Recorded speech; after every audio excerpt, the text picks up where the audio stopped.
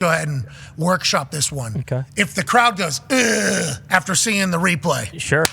Throw. 15-yard. Okay. Joining us now, insider for the NFL Network, Tom Pelissero. Tom, thank you for joining us. We know you're very busy. Host of the Insiders alongside Ian Rappaport. You look amazing. We'll be down there tomorrow. We can't wait to see you literally alongside of him right now.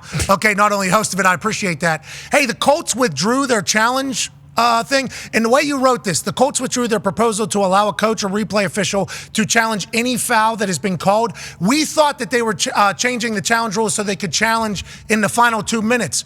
Were we wrong in the reporting of what they were trying to amend, and why did they withdraw this, you think, Tom? That was the language that I had saved in my notes file, Pat, and that was my understanding of what it was. I can pull it up for you right here. Give me 1 second. Let's check it. We're going through. This is how it works. Ian's here, too. What up, Rap? Good to see you. Taking another vacation. Surprise, you're sober. To permit a coach or replay official inside of 2 minutes to challenge any foul that has been called. So that was the rule change proposal. Usually when those get withdrawn, it means that it's not going to have the support. So there were some other changes here, too. I posted another one that Rich McKay kind of mentioned in passing surrounding the hip drop, where now, for the first time, they're acknowledging this publicly, the replay assistant now is going to be able to weigh in and fix certain types of intentional grounding and roughing the passer calls.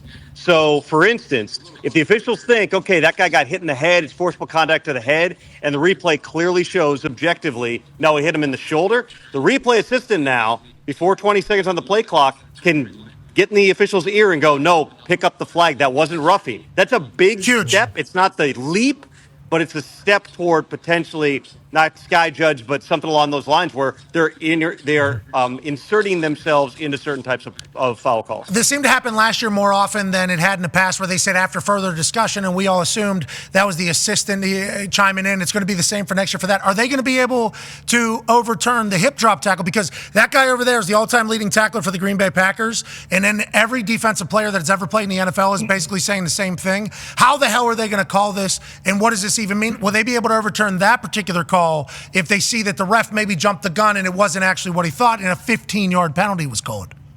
That will not be reviewable. You can't challenge it. So dumb. Tom, did you tell them that they're set up for controversy? They're set up for it right now. Here's what's going to happen. This is my prediction. They know that the officials, it's really hard to see, right? They've never been trained to look for this before. On top of that, they have no way to practice it. Like any new rule, you're normally looking at in camp, right? And you're okay. We're looking for holding, this type of a grab, whatever. Nobody's hip drop tackling their teammate. There's basically no tackling in training camp. So the first time you're going to be seeing this is in the games. So what I would predict is going to happen is you will see some flags in the preseason. You will see a ton of fines, a lot of which may end up being overturned. But you'll get a flood of like 15 guys got fined for hip drop tackles. And what they'll hope is that sends the message, it scares everybody, and they eradicate some of the technique before the regular season. But the technique is not taught. You talk about them not being able to watch. Like, that's not a like technique horse that's collar. taught. It's not like you're grabbing the collar. Well, I would say this. So I had one head coach tell me yesterday, they think that the real motivation here by the league, besides obviously wanting fewer injuries, is they think there are some teams that do teach it, that do suggest leaving your feet to use that and the unweighting, as they call it, onto the back of the ball carrier's knee or ankle. I don't think so. And so that guy needs to be out of the league. Yeah. That's the whole thing is. Let's punish the coach, not the the technique.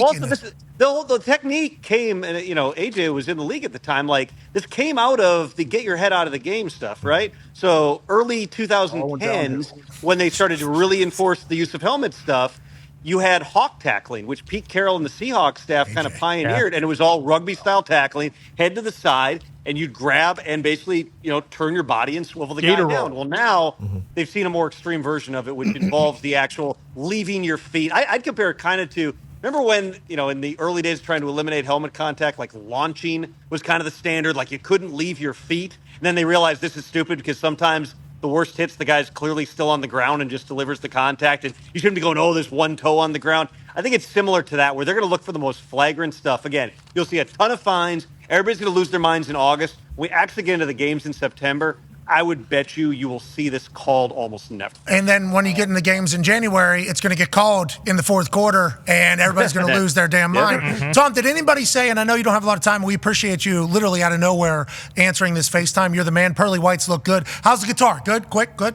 I don't think I've touched it since rocking First Avenue a few months ago. Well, that was did. a great show, though. You crushed. Packed house. Yeah, you crushed. You were fantastic. We didn't know. We were like, this guy's a lot cooler than we could have imagined. Yeah. Did anybody, whenever they're rolling out this, Rich McKay guys rolling out all these rules, does anybody say, hey, the game's in a great spot. There's a lot of participation in the youth stages. The combine is not running out of spot, or there's not too many spots for people to make it in the NFL like the fear was back when the CTE stuff was taking place. It's like, can we not just keep the game? Has there ever been a thought of that for this entire thing? And maybe we just make players sign like a waiver, like we might get hurt so we don't have to change things? Because everybody's worried now. If we take this out of the game, what's next? What's next? What's next? It's a great sport. I got 1 minute. Okay, I got 1 minute till I got to read the bump. Say, hey, hold on. Yeah, no, I got. Hey, tell them we appreciate it. Tell them we appreciate it there.